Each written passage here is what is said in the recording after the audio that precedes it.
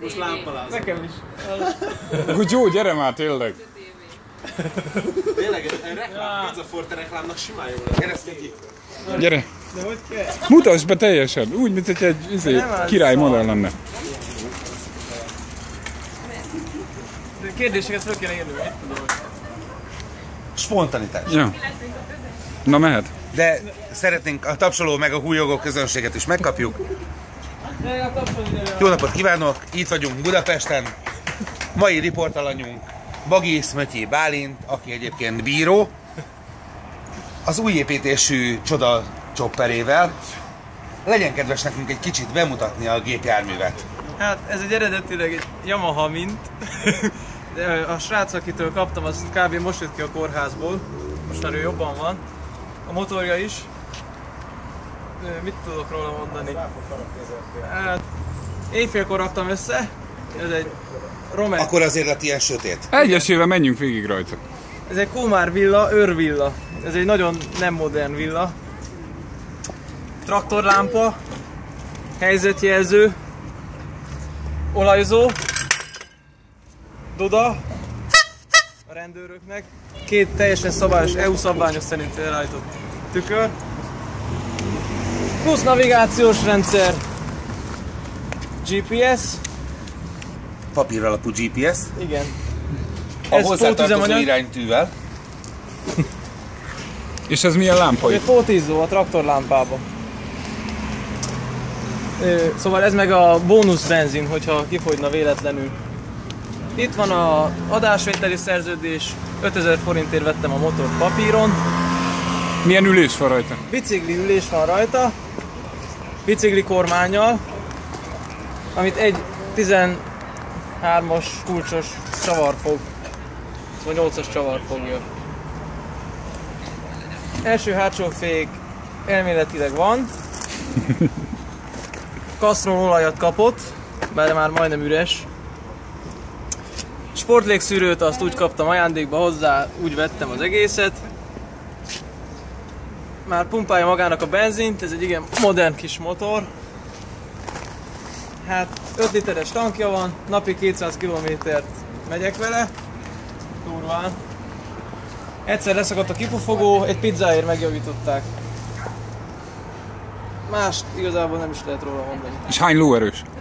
Hát elvileg 2. Végsebesség?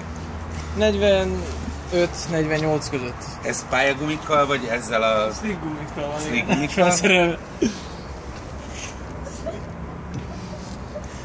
A lábtartónak a történetét legyen kedves még úgy elmesélni nekünk, mert ez... Mamának vannak ilyen, ezek a fababák, kerítés elemek. Nos, azokból kölcsönöztem pár darabot, amíg be nem jön az ára. Majd visszakapja. És ez itt micsoda? Ez itt a turbo. Azt jelenti, hogy egy csipesszel a szivatót meg tudom feszíteni. Vége, vége! Hát ez drágább volt, mint a motorod, de nem baj. Én még? Még él. Nem szakad be semmi? Nem. A turbo egy kicsit túl. Nézd ott, nem a rés. Jó. Jó. Aha, úgy. Jó. Turbo egy kicsit túlhúzásra került. Oké, csapunk. Kicsit a sarkát lecsaptad, de... Bazd meg. Kicsit Károly távolabbról megkérdezem. nézze meg, legyen kedves ezt a turbót, mert... Na, turbo. Igen, szóval ha ezt felhúzzuk, akkor talán képes az 50-re is. Talán. De nem tudtuk még lemérni. És mennyi alatt gyorsul föl 50-re? 14 másodperc alatt. Na, nézzük a hangját. Szeretnénk megnézni a hangját is ennek a Igen is. gépezetnek.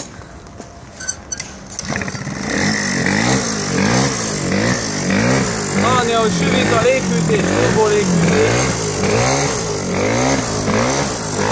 Megyünk egy kört. Menjél vele egy kört.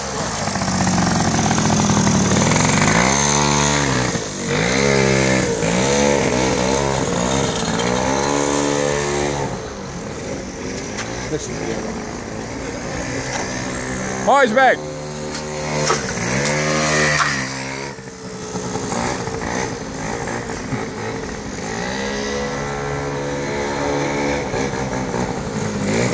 Jöjjön neki gumifüst, akkor motor.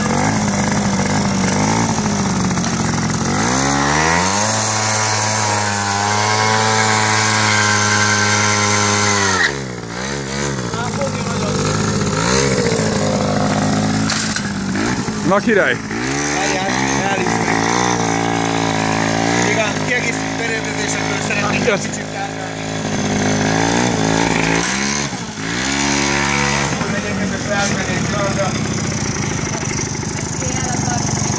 Legyen kedves nekünk még itt a kiegészítő tartozékokról mesélni egy pár szót. Mondjuk a fakalapács szerepéről. Ez egy balansz, vagy ék. Teljesen bevált.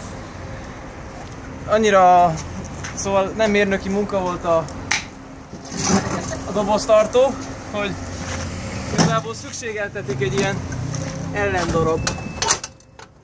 Ugyebár minden tankoláskor le kell venni a dobozt, így ezzel a praktikus kis fakalapáccsal be tudjuk ékelni. Íme! Egyszerűen nullára deficitál, vagy hogy mondják, na mindegy, szóval kurva jó lett. Ezt így meghúzzuk szépen, másikat is teljesen szabványos eljárás. Íme!